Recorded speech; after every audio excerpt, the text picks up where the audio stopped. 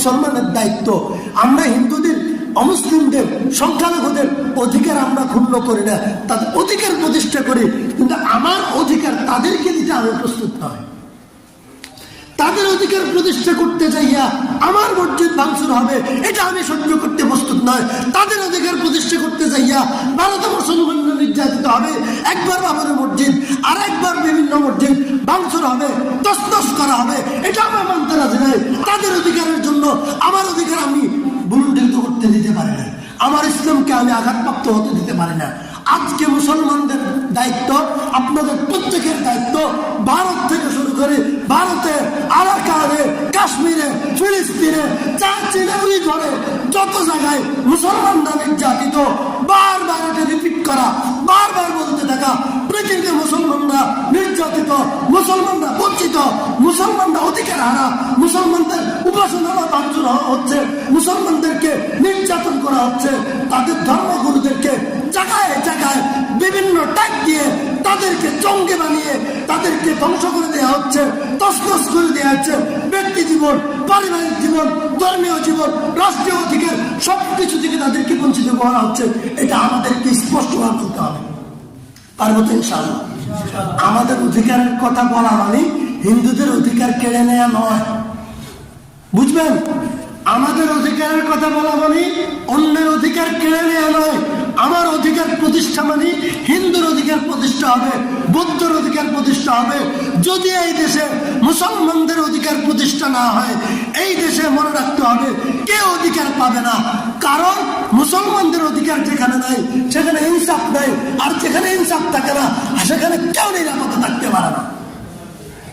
আল্লাহুম্মা সাল্লি আলা মুহাম্মাদিন ওয়া আলা আলি মুহাম্মাদ কামা সাল্লাইতা আলা ইব্রাহিম ওয়া আলা আলি ইব্রাহিম ইন্নাকা হামিদুম মাজিদ। اللهم بارك على محمد وعلى آل محمد كما باركت على إبراهيم وعلى آل إبراهيم إنك حميد مجيد. أما بعد فأعوذ بالله من الشيطان الرجيم. بسم الله الرحمن الرحيم.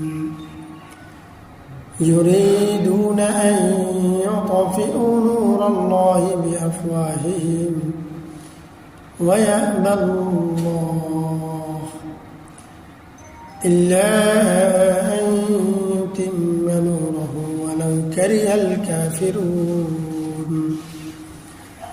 هو الذي أرسل رسوله بالهدى ودين الحق ليظهره على الدين كله ولو كره المشركون. صدق الله مولانا العظيم.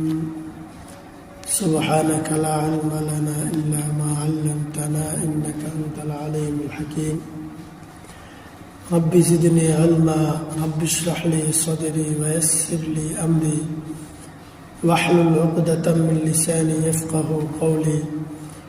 رب يسر ولا تعسر وتمم علينا بالخير.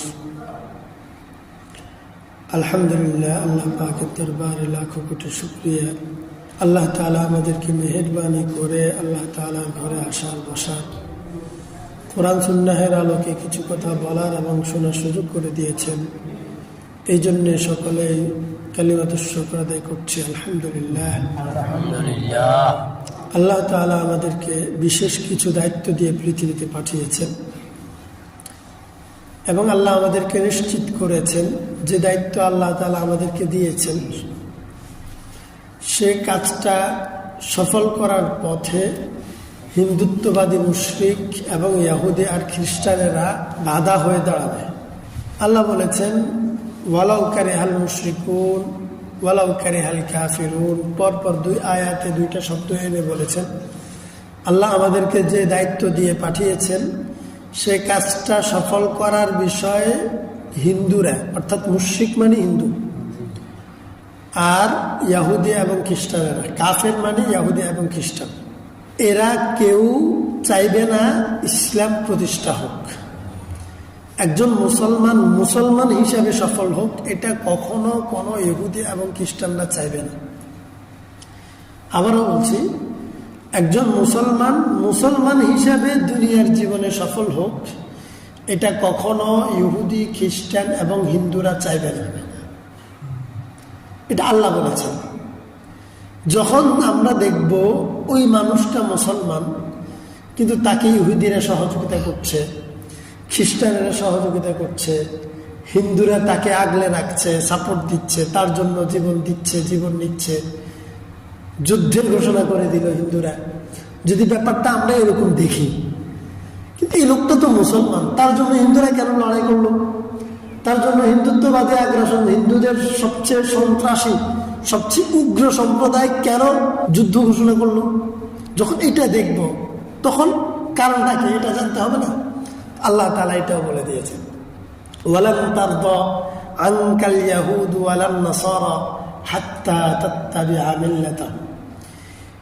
বেঈমানেরা তখন তোমাকে সাহায্য করবে, তোমার উপর সন্তুষ্ট হবে, যখন সে বুঝতে পারবে তুমি তাদের। একটা হচ্ছে মনে করবে, মনে করা না, যখন তুমি তাদের হবে, হাত্তা তাত্তাবিআ মিল্লাতাহুম, যখন তুমি তাদের ধর্মের অনুসারী হবে, তাদের আদর্শ তুমি গ্রহণ করবে, আর তারা দেখে এটা নিশ্চিত হবে যে তুমি তাদের হয়ে গেছো, তাদের একজন, তখন তারা তোমার উপর সন্তুষ্ট হবে। ব্যাপারটা আমাদের জন্য অনেক বিপজ্জনক না? এজন্য বাংলাদেশের এক সময়ের প্রধানমন্ত্রী শেরে বাংলা একে ফজলুল হক, সাংবাদিকরা প্রশ্ন করছেন, ভারত আপনার উপর নারাজ কেন, দিল্লি আপনার বিরোধিতা করে কেন? তিনি বলেন, এটা যদি সঠিক হয় যে দিল্লি আমার বিরোধিতা করে, তাহলে আমি সঠিক পথে আছি, আমি রাইট। আর যদি দিল্লি আমার প্রশংসা করে, তাহলে আমার ভয় আছে যে আমি ভুলের মধ্যে আছি। কেমনে? দিল্লি কখনো মুসলিম স্বার্থের পক্ষে থাকে না। মানে দিল্লি যখন খ্রিস্টানদের হাতে, যখন হিন্দুত্ববাদীদের হাতে, তখন তারা মুসলিম স্বার্থের পক্ষে থাকবেই না। কেন থাকবে না? ওই আয়াত কোরআনের ওয়ালাউ কারিহাল মুশরিকুন, মুসলিমদের স্বার্থের পক্ষে তো তারা অসন্তুষ্ট থাকবে, চাইবে না মুসলিম সফল হোক।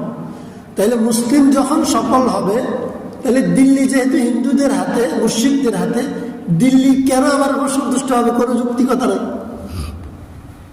তিনি তখন এটা বলেছিলেন, আর আমরা এখন এটা দেখছি।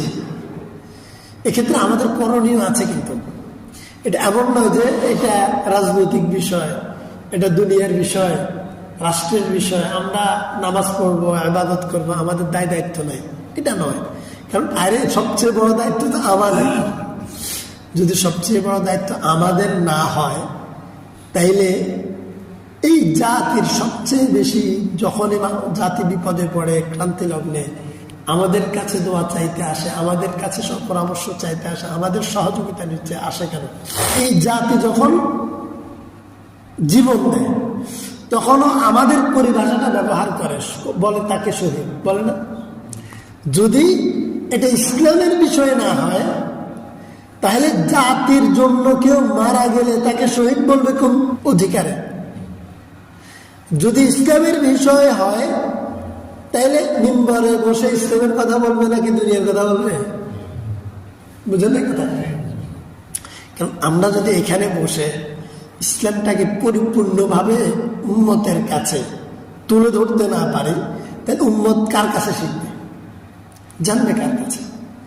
আর উম্মত যদি আমাদের কাছ থেকে পরিপূর্ণভাবে দিন না পায়, না বুঝতে পারে, তাহলে তো আল্লাহর কাছে আমরা আসামি হয়ে যাব। উম্মত বলবে, আমরা তো গিয়ে বসে থাকতাম শুক্রবারে, যে তিনি আমাদেরকে বলবেন দিনের কথা, ইসলামটা শিখাবেন, আমরা ইসলাম শিখব, ইমান নিরাপদ রাখবো, আমাদের শত্রু মিত্র চিহ্নিত করব। তিনি আমাদেরকে বলেন না, এজন্য আমরা ভুল করছি। আগে ওনারা আসামি, কারণ বড় আসামি আমাদের ক্ষতি বিষয়। আল্লাহ তাআলা কোরআন শরীফের মধ্যে বলছেন, দেখেন আমি কোরআনের আয়াত দিয়ে বলছি, কারো যদি এই বিষয়গুলোতে অপছন্দ জাগে, মন থেকে আপত্তি জাগে, হুজুর কেন, তাহলে সে আমার কথায় না কোরআনের কথা আপত্তি তুলছে। আর কোরআনের কথায় আপত্তি তুললে সে ইমানদার না বেঈমান? স্পষ্ট বেঈমান।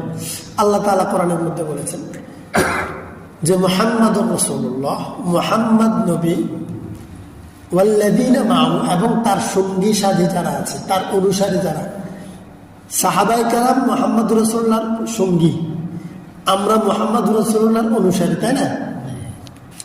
আশিদ্দাউ আলাল কুফার, তাদের বৈশিষ্ট্য হবে, তারা কেমন হবে, অর্থাৎ নবী এবং তার অনুসারীদের মানসিকতা হবে আশিদ্দাউ আলাল কুফার, যারা কাফের তাদেরকে এরা শত্রু হিসাবে চিনবে। আশিদ্দাউ আলাল কুফার মানে কি? কাফেরকে তারা শত্রু হিসাবে চিনবে এবং কাফেরদের ব্যাপারে তারা শক্ত থাকবে, শক্ত অবস্থানে থাকবে। কি নমনীয় না শক্ত? আশিদ্দা মানে সিদ্ধতের কঠোরতার সর্বোচ্চ সীমা সে চালিয়ে যাবে আলাল কুফার, কাফেরদের ব্যাপারে। এখন কাফেরদের মধ্যে দুই রকম আছে। একরকম আছে ভদ্র কাফের, যে কাফেরটা সে মুসলমানদেরকে মারে না, কাটে না, বিরোধিতা করে না, তাই না, নিজে নিজে কাফের। এর ব্যাপারেও শক্ততার ব্যাপারে এটা নয় যে তাকে আমি মারবো, তার বিরুদ্ধে স্লোগান তুলবো না, তবে সে যখন কোনো মতামত পেশ করবে এ বিষয়ে আমি শক্ত থাকবো। এখানেও শক্ত কেন? সে তো কাফের এই জন্য যে সে আমার নবীকেও মানে না, আমার আল্লাহকেও মানে না, আমার কোরআনকেও মানে না, তাই না? এই জন্যই তো সে কাফের। সে তো আমার আল্লাহ, নবী এবং আমার কোরআন সুন্নাহকে অস্বীকার করে কাফের হয়েছে। তাইলে যখন আমি কোরআন সুন্নাহ প্রতিষ্ঠার কথা, কোরআন সুন্নাহ প্রচলন করার কথা বলবো, তখন কি ওই ভদ্র কাফের যেটা, যে কাফেরটা সুশীল কাফের, সে কি এটা মানবে? মানবে না তো, কারণ সে মানলে তো সে কাফের হইতো না। কোরআন সুন্নাহ বিজয় হোক, এটা যদি সে মানতো, সে চাইতো, সে তো কাফের হইতো না। তাহলে তার বিরুদ্ধে আমরা তাকে মারা কাটার জন্য আমরা কথা বলবো না, তার ব্যবসা বাণিজ্য জীবনের জন্য আমি হুমকি হব না, কিন্তু তার মতামত গ্রহণের ব্যাপারে আমি কঠোর হব। তার মতামত, তার সিদ্ধান্ত, তার পরামর্শ গ্রহণের ব্যাপারে আমি কি হব? কঠোর হব, শক্ত অবস্থানে থাকবো, কারণ সে কাফের। সে কোরআন সুন্নাহ আল্লাহ এবং রাসূলকে অস্বীকার করার মাধ্যমে কাফের হয়েছে। সুতরাং সে তো কোরআন সুন্নাহ আল্লাহ রাসূলকে চাইবে না। তাহলে আমি তো চাইবো, তাহলে তার রুচি আমার রুচি কি এক হবে? তার পছন্দ আমার পছন্দ এক হবে? এক হবে না তো। এই যে জায়গাগুলো আমরা নিশ্চিত করতে ব্যর্থ হচ্ছি যুগের পর যুগ। সব কাফের বিরুদ্ধে কিন্তু যুদ্ধ ঘোষণা নাই, সব কাফের বিরুদ্ধে যুদ্ধ করেন নাই আল্লাহ রাসূল, মুসলমানরা সব কাফের বিরুদ্ধে। স্পেনে শাসন করছে খ্রিস্টানরা, খ্রিস্টান রাজা রডারিক, অনেক দুর্দর্শ, অনেক হিংস্র একটা রাজা। সে স্পেন শাসন করছে এবং স্পেন শাসন করতে যাই ইহুদিদেরকেও সে ধ্বংস করে দিচ্ছে। এবং তার আশপাশের যে রাজ্যগুলো ছিল তার নিয়ন্ত্রণে, একটা রাজ্য ছিল, তার রাজ্যের গভর্নর ছিল ইহুদি। ইহুদি একটা মেয়েকে খারাপ নজরে দেখছে কে? ওই রাজার অর্ডারে। খেয়াল করেন, একজন ইহুদির মেয়ের সাথে একটা রাজার অর্ডারে খারাপ আচরণে লিপ্ত হয়েছে, জোর প্রদর্শন করে, রাজা তো শক্তি প্রয়োগ করে। এখন এই মেয়ের বাবা গভর্নর হইল, কেন্দ্রীয় সরকার তো সে, তার সাথে তো সে পারবে না, তার শক্তিও নাই। এখন সে কি করবে? সাহায্য চাইতে হবে।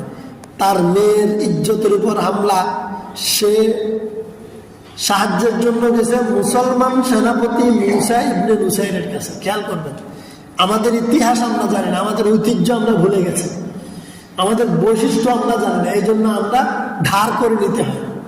আমরাই সেরা, সেরাদের সেরা আমরা, কিন্তু আমরা জানি না। আমাদের তখনকার মুসলিম সেনাপতি মুসা ইবনে নুসাইরের কাছে গেছে, যাই বলছে যে আমি আপনার সাহায্য চাই, আমার মেয়ের সাথে খারাপ আচরণে লিপ্ত হয়েছে রাজা রডারিক, আমি এটা প্রতিশোধ নিতে চাই। মুসা ইবনে নুসাইর বলছে তুমি আমাকে সহযোগিতা করবে? 100%। আমি তো নিজের জন্য আসছি আপনার কাছে।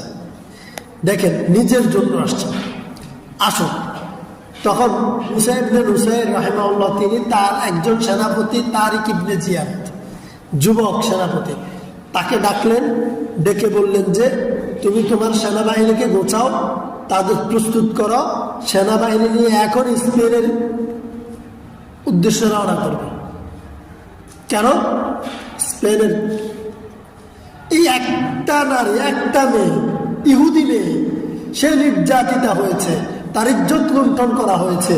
আমি মানুষ হিসাবে, মুসলমান হিসাবে, আমি মুসলমানদের সেনাপতি হিসাবে, আমি একজন নারীর, অবলা নারীর ইজ্জতের মুহাফেজ, এটা আমি সহ্য করতে পারি না।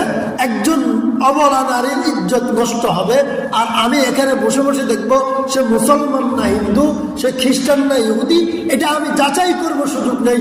আমি যেহেতু মুসলমান, আমার রক্তে এইটা চাই যে যে জালেম তাকে আমি প্রধানত করব, যে মুসলিম তার অধিকার আমি তুলে দেবো তার হাতে। সে বিজয় যাত্রা করেছেন হযরত, এবং এই বিজয় তারিক ইবনে জিয়াদ রাহিমাহুল্লাহ তিনি মাত্র 7,000 নিয়ে 1,20,000-এর মোকাবেলায় বিজয় হয়েছে। সুবহানাল্লাহ। রডারিকের বাহিনী কত ছিল? 1,20,000। কত? আর এখানে ছিল 7,000 সামথিং, 10,000 ছিল না, 7,000 সামথিং বা 10,000-এর কাছাকাছি ছিল। তিনি বিজয় হয়েছেন 7,000 নিয়ে 1,20,000-এর মোকাবেলায়। এটা কেন সম্ভব হয়েছে? এটা যদি ভুল হতো তাহলে কি আল্লাহ সাহায্য করতেন? এটাই মুসলমান। ভারতের সিন্ধন প্রদেশে হিন্দু রাজা দাহির ছিল, হিন্দু রাজা দাহির। ওই সময় হিন্দু রাজা দাহির সে কিছু গুন্ডা, কিছু সন্ত্রাসী লাগাই দিছে। আমাদের নেতারা যেরকম সন্ত্রাস পালে, সন্ত্রাসী যা করে, যা লুট করে, ভাগ অর্ধেক তার, আর ও ধরা খাইলে আমি তারে চিনি না। নেতার সাথে ছবি তুললে, ছবি দেখাইলে কয় না আমার সাথে তো কত মানুষ ছবি তুলে, আমি কয়জন দেশে, আসলে সেটা তার, তাই না? এটা নতুন কোনো বিষয় না। সেই দিন রাজা দাহির, হিন্দু রাজা, সে ছিল হিন্দু রাজা। একই সময় তার কিছু সাঙ্গপাঙ্গ ছিল যারা জলদস্যু ছিল। নদী পথে মুসলমানরা সিংহলে ব্যবসা বাণিজ্য করার জন্য আসতো, আরব থেকে চীনে যেত ব্যবসা করার জন্য, দিনের দাওয়াত নিয়ে, ব্যবসা সামানগুলো নিয়ে একসাথে তারা বের হয়ে যেত দিন প্রতিষ্ঠার জন্য। তো যখন তারা এভাবে যেত, তো পথে ওই আরব থেকে মুসলমানরা যেত, বণিকরা এখানে মুসলিম পরিবার নিয়ে যেত, কিন্তু তারা পরিবার নিয়ে একসাথে চলে যেত, দিন প্রতিষ্ঠা করবে, তারপরে তারা ওখানে থাকবে, দিন প্রচার করবে, ওই জনপদে মুসলমান জনপদ তৈরি করবে, এভাবে কাজ করতো তারা। বাড়ি গাড়ি সব রেখে চলে যেত অন্য দেশে দিন। তো যাওয়ার সময় বিবি বাচ্চা সবাইকে নিয়ে যেত। তো যাওয়ার পথে ওই যে নদী পথে যে সাঙ্গপাঙ্গ দাহিরের, ওরা কি করত? এই মুসলিম কাফেলাগুলো, জাহাজগুলো লুট করত। জলদস্যুরা লুট করে ভাগ দিত কারে? রাজা দাহিরকে ভাগ দিত। রাজা দাহিরের ছত্র ছায়া এরা এটা করতো, এবং সুন্দরী রূপবতী মেয়েদেরকে, মুসলিম মেয়েদেরকে এরা ধরে নিয়ে আসতো। তো একবার এরকম একটা মুসলিম কাফেলাকে তারা পাকড়াও করছে, আক্রমণ করে ধরে নিয়ে আসছে।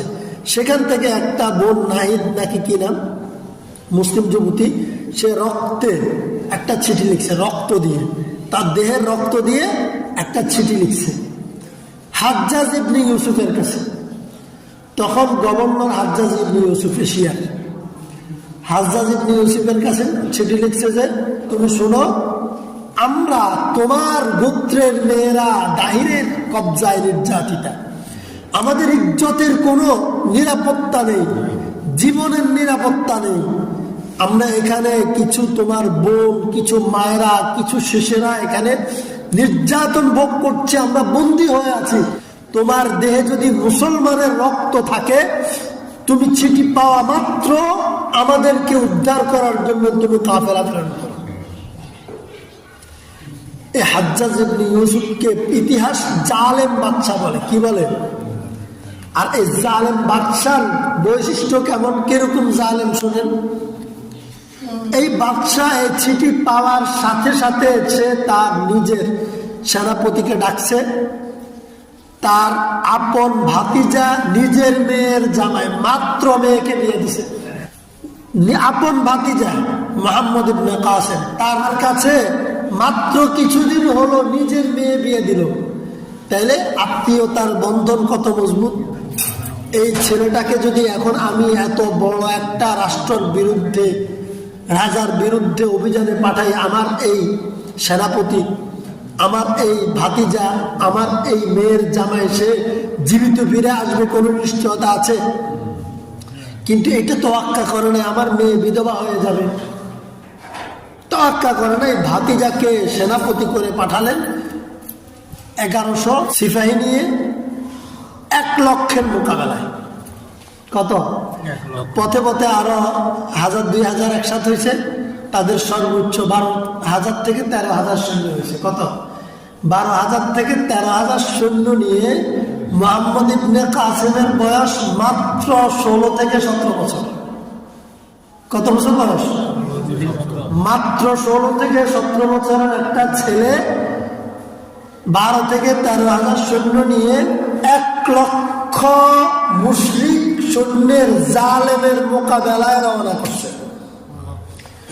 জিহাদ করে রাজা তাহিরকে হত্যা করছে, রাজা তাহিরকে পরাজিত করছে, সিন্ধু বিজয় করছে এবং অনিরাপদ মজলুম জালেমের জিন্দাখানায় বন্দী অবস্থায় থাকা মুসলিম মজলুম তরুণীদেরকে উদ্ধার করছে। ভারতবর্ষে প্রথম মুসলমানদের বিজয়ী ভাবে পা পড়ে, প্রথম কদম পড়ে ভারতবর্ষে মুহাম্মদ ইবনে কাসেমের বিজয়ের মাধ্যমে। এটাকে ইতিহাস বলে মুসলমানদের বিজয়ের দুয়ার খুলে গেছে, বিজয়ের সূচনা, বিজয়ের মোকাদ্দমা ভূমিকা বলে ইতিহাসটাকে।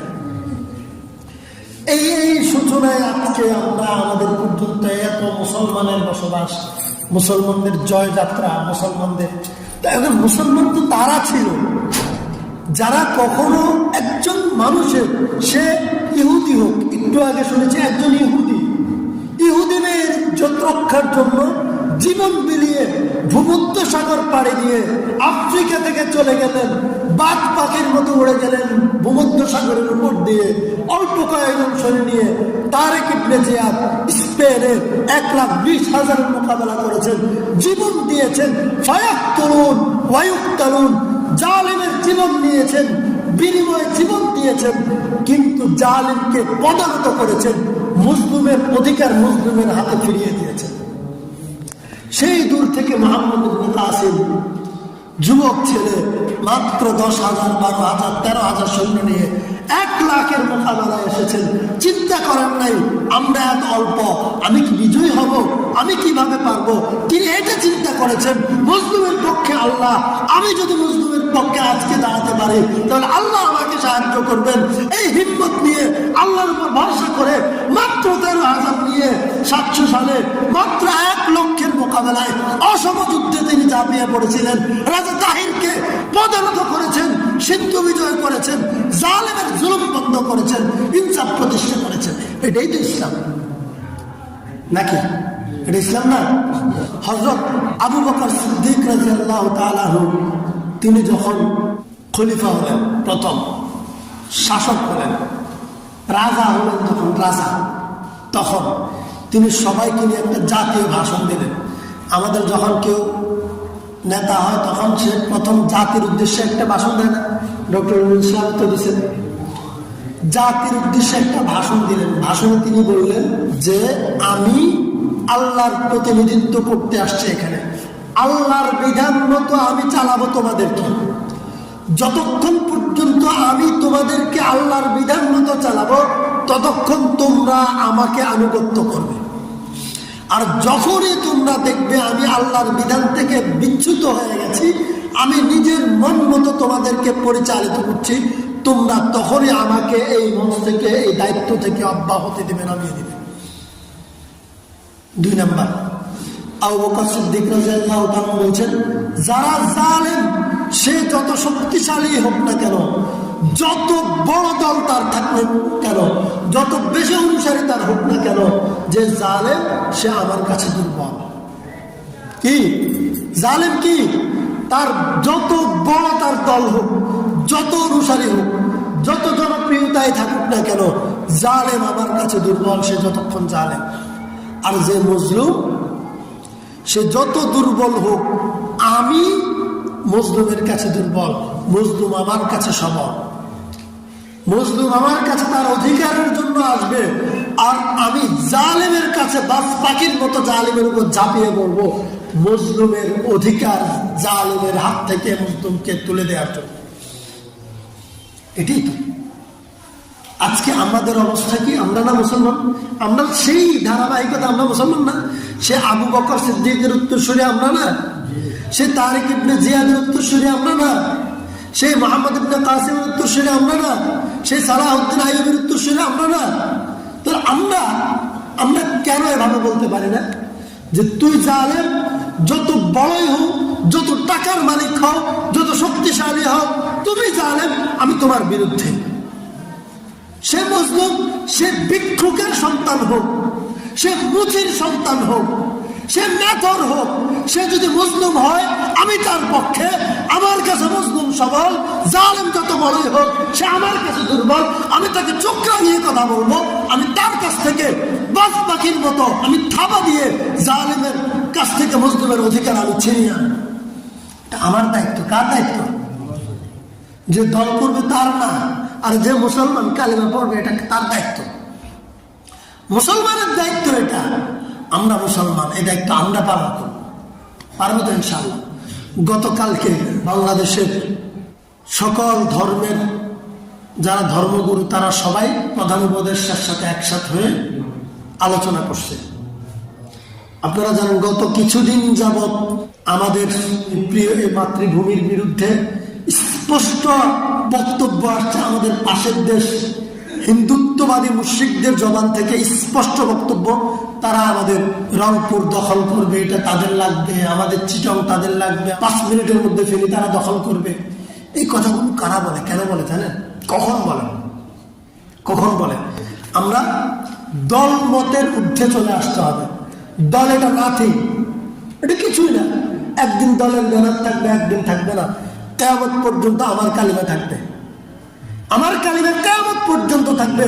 মৃত্যু পর্যন্ত আমার মাতৃভূমির দায়িত্ব আমার কাছে থাকবে। শুধু আমার দল আমার প্রতি তা না দিয়ে কিছু না। আমার মাতৃভূমি, আমার দায়িত্ব, এটা আমার জন্য অনেক কিছু। এটা আমাকে বুঝতে হবে। কেন বলছি এটা এখন? এত বছর বলে নাই কেন? মানুষ যখন প্রত্যক্ষ বা পরোক্ষভাবে, সরাসরি অথবা অন্য কারো ঘাড়ে সওয়ার হয়ে যখন কোনো স্বার্থ সে পায়, তার স্বার্থ যখন বাস্তবায়ন হয়, তখন সে আর এটা দখলের প্রয়োজন মনে পড়ে না। একটা ব্যবসা প্রতিষ্ঠান চলছে, আরেকজন চালাচ্ছে। যদি আপনি মাসের পর মাস, প্রতি মাসে এই প্রতিষ্ঠান থেকে আপনার টার্গেট মতো, আপনার চাহিদা মতো যদি আপনি মুনাফা পান, তাহলে আপনার কি দরকার আছে যুদ্ধ করে এই ব্যবসা দখল করার? দরকার নেই। যখনই এই ব্যবসাতে এমন অবস্থা হবে, পলিসি এমন হবে যে এখন আর আমি মাসের যেটা পাইতাম আগে সেটা পাচ্ছি না অন্যায়ভাবে, এখন আমার মাথা খারাপ হয়ে যাবে। আমাকে তো এই দোকানে এখান থেকে অনেক মুনাফা, অনেক ইনকাম, এটা আমাকে দখল করতে হবে, কারণ এখানে আমার স্বার্থ আছে। স্বার্থ তো এত বছর, গত 53 বছরে কেউ কখনো শুনে নেয় ভারত বলেছে চিটাং আমার লাগবে। 53 বছরে কেউ শুনে নেয় ভারত বলেছে রংপুর, সিলেট, ফেনী আমার দরকার। গত 53 বছরে কখনো শুনছেন? গত 53 বছরে কত হিন্দু এই দেশে রাজনীতি করার কারণে নির্যাতিত হয়েছে, কখনো শুনছেন? ভারত কথা বলতে রাজনৈতিক ভাবে হয়েছে না, শুনেন নাই কেন? কারণ এখানে নির্যাতন হওয়া না হওয়া এটা মূল না, আমার স্বার্থ যেটা এদেরকে চিবিয়ে খাওয়া, এটা তো আমার চলছে না। এই জন্য আমার প্রয়োজন হয় না এটা শাসন করতে হবে, এটা আমাকে হস্তগত করতে হবে, নাক গলাইতে হবে, প্রয়োজন হয় না। যখনই তার তাবেদার, তার দাসী, তাদেরই একজন সাংবাদিক বলছে তার দাসী, মুদির দাসী, তাদের সাংবাদিক বলছে, আমি তার কথাটা কোট করছি, মানে যাকে ব্যবহার করে সে উপকৃত হয়েছে, যখনই তার হাত থেকে দায়িত্ব চলে গেল, এখন তো আর আমি আমারটা পাবো না, যার হাতের মাধ্যমে পাইতাম এখন কি সেটা পাবো? এখন তো আমার সাথে কথা বলতে হবে। এখন স্কুলের একজনকে জামায় আদর করে ধরে নিয়ে গেলেও হিন্দুদের অধিকার নাই, আর মুসলমানদের মসজিদ ভাঙলো, স্কুলে ভাঙছে না, মুসলমানদের মসজিদ ভাঙলো, মুসলমানদের এখনো অধিকার নষ্ট হয় নাই, মুসলিম আইনজীবীকে ধরে নিয়ে জবাই করে হত্যা করলো, এখনো মুসলমানদের অধিকার ঠিক আছে। হাজার হাজার ওলামায়ে কেরাম জীবন দিয়েছে, হাজার হাজার তরুণ যুবক মুসলিম সন্তানেরা অন্তরে কালিমা ধারণ করে, বাংলাদেশের নিরাপত্তা চেতনা ধারণ করে, স্বাধীনতার চেতনা ধারণ করে, একটা শান্তি প্রতিষ্ঠার চেতনা ধারণ করে জীবন দিয়েছে। এখনো কিন্তু এই বাংলাদেশের সাধারণ জনগণ, দেশ পক্ষে, দেশপ্রেমিক যারা জীবন দিয়েছে, এরা এখনো অধিকার থেকে বঞ্চিত হয়নি, বুঝছেন? হাজার হাজার ওলামায়ে কেরাম জেল খেটেছে, জেলের ভিতরে হাত কড়া পরিয়ে মাসের পর মাস রেখেছে, ঝুলিয়ে রেখেছে, পঙ্গু করে দিয়েছে, এখনো ওলামায়ে কেরাম অধিকার থেকে বঞ্চিত হয় নাই, নির্যাতিত হয় নাই। বাংলাদেশের হাজার হাজার রাজনৈতিক নেতারা রাজনীতির কারণে মুসলিম পরিচয়ে, হিন্দু পরিচয়ে নির্যাতিত হয়েছে, কেউ মারা গেছে, কেউ মামলা খেয়েছে, কেউ বাড়ি থেকে ঘর ছাড়া হয়েছে, বাস্তু হারা হয়েছে, কেউ জেল খেটেছে, সবকিছু হয়েছে না? এখনো হাজার হাজার আলেম জেলের মধ্যে বন্দী আছে, এখনো হাজার হাজার আলেম মুক্ত হওয়ার পরেও তার কাঁধে মামলার বোঝা বয়ে বেড়াচ্ছে। মাহমুদুল হক বুখারী শরীফের দরজ দিচ্ছেন ফিজন ব্যান থেকে, তার সামনে কোনো মাইক নাই, এমনকি তাকে বুখারীর হাদিস পড়ার সুযোগ দেওয়া হচ্ছে না, তার হাতে হাত পড়া, পায়ে পায়ের শিকল, তাদেরকে একের পর এক আলেম ওলামাদেরকে দিচ্ছে। এখানে একজন ধর্মগুরুর অধিকার নষ্ট হচ্ছে না, ধর্মগুরুকে অবমাননা করা হচ্ছে না, ধর্মগুরুর অসম্মান দেওয়া হচ্ছে না, কিন্তু একজন হিন্দু উগ্র লোমপটকে যখন ধরে নিয়েছে রাষ্ট্রদ্রোহীর অপরাধে, তাকে ভিতরে বসিয়ে ডাব খাওয়াচ্ছে, প্রিজন ব্যানের ভিতর দাঁড়িয়ে সে তার জাতির উদ্দেশ্যে হ্যান্ড মাইকে সে বক্তব্য দিচ্ছে এত সুন্দরভাবে, তারপরেও তাদের অধিকার নেই। বুঝছেন অধিকার? বুঝছেন তো এটা কেন হয়েছে জানেন? আচ্ছা, একবারে আপনারা ইমানের সাথে বলেন, বাংলাদেশে অমুসলিমরা বেশি নির্যাতিত না মুসলিমরা বেশি নির্যাতিত? এখনো আমরা মুসলমানরা কেন বলি না হিন্দুরা নির্যাতন হয় না? সংখ্যালঘুরা তো জামায় আদরা আছে, তাদের অধিকারের কথা কেন বলতে হবে? আমরা যারা সংখ্যাগুরু, আমরা যারা দেশের চেতনা লালন করি, দেশের নিরাপত্তার জন্য জীবন দিই, দেশের জন্য কথা বলি, দেশের জন্য কাজ করি, আমরা এটা অনিরাপদ, আমরা জেল জুলুম খাচ্ছি, আমরা নির্যাতিত হচ্ছি, আমরা বাস্তব হচ্ছি, আমাদের অধিকারের জন্য কথা বলা হবে, তাদের অধিকারের জন্য কেন কথা বলা? তাদের অধিকার তো আমরাই বাস্তবায়ন করছি। এটা কেন বলি না? এটা কেন বলি না? কারণ আমরা পরাজিত মানসিকতার মানুষ। কি পরাজিত মানসিকতা আমাদেরকে পাইছে? আমরা আমাদের ঐতিহ্য ভুলে গেছি। আমাদের সমাজে একটা প্রথা আছে, ছোট বাচ্চারা যখন ছোট একটার সাথে বড় একটা লাগে, তখন কি করে? ছোটগা বড়গা দেয় দুগায়, বড়গা দেয় না, যা মা বাবার কাছে বিচার দেয়। মা বাবা বলে যে থাক ইয়ে শোনো, থাক ইয়ে শোনো, একে কি বুঝেনি? তো এগিয়ে করতে করতে আবার দুগা দেয়, এরপরে আবার কয় এতে তো ছোট হাতে কি বুঝেনি, আবার দুগা দেয়, এরপরে বড় গাড়ে হুসে তো ছোট গাড়ে দড়ি সরায় না, বুঝলেন না? ছোট গাড়ে সরাই দিলে যে কান্দি দেয়, ওমা ছোট গায়ে এত ছোট থেকে বড় গাড়ে বারবার কিলায়। আমি বুড়াও বুঝি না যে দুটারে সরাই দিই, গাড়ি হুসে হাসি দিই, ওইটারে সরাই বলি যে না এগুলা করিও না। না, ওমা একে বারবার বোর্ড গাড়ে মারে আর আমি বোর্ড গাড়ে মুছি, কথা ঠিক আছে ছোট মারো, আরেকে মারা, ঠিক আছে ছোট, আরেকে মারা, ঠিক আছে ছোট। এখন দেশের অবস্থা এটা, আমাদের দেশের অবস্থা কি? মুসলমানরা সংখ্যাগুরু মাইর খাও, হিন্দুরা সংখ্যালঘু, হিন্দুরা মুসলমানদের বিরুদ্ধে বলুক, মুসলমানদের মসজিদ ভাঙুক, মুসলমানদের আলিফকে আইনজীবী আলিফকে জবাই করে হত্যা করুক, হাজার হাজার ওলামায়ে কেরামকে বিভিন্ন ষড়যন্ত্রের মাধ্যমে বন্দী করে রাখুক এবং বাংলাদেশের ভূখণ্ডকে তারা হস্তগত করার জন্য ষড়যন্ত্র করুক, যাই করুক, এরা তো সংখ্যালঘু। এদেরকে তোমরা অধিকার দাও, তোমার পকেটে ওদের যেটা অধিকার সেটাও দাও, তোমার যেটা সেটা ওদেরকে দেওয়া। এটা কি ইনসাফ? এটা কি ইনসাফ বলেন? এটা তো ইনসাফ না। ওদের যেটা সেটা ওদেরকে তো আমরা দিয়ে আসছে, দিচ্ছি, এখনো তাদেরটা দেওয়ার জন্য আমরা বদ্ধপরিকর। এটা আমাদের ইমানি দায়িত্ব। আল্লাহ তাআলা বলেছেন, লা তাসুবুল্লাযীনা ইয়াদউনা মিন দুনিল্লাহ ফায়াসুবুল্লাহ আদওয়ান বিগাইরি ইলম। তোমরা অমুসলিমদের খোদারে, তাদের মুক্তিরে তোমরা গালি দিও না। আমরা তো গালি দেই না, আমরা তো ওয়াজ এটা করে গালি দিও না বলি। তারা কেন আমাদের আলেম ওলামাকে আমাদের ধর্মের বিরুদ্ধে ষড়যন্ত্র করে? ও তারা সংখ্যালঘু, এই জন্য তারা ইসলামের বিরুদ্ধে ষড়যন্ত্র করতে পারবে, তারা দেশের বিরুদ্ধে ষড়যন্ত্র করতে পারবে, তারা মুসলমানদেরকে আক্রমণ করতে পারবে, আবার তারা নিজেরা ষড়যন্ত্র করে নিজেদের ধর্ম উপাসনালয়ের ভিতরে ভাঙচুর করে মুসলমানদেরকে অভিযোগ করতে পারবে, মুসলমানদের উপর এটা চাপাই দিতে পারবে। সব অধিকার তারা তাদের আছে, তারা যা করে সব তাদের আছে, কারণ তারা সংখ্যালঘু।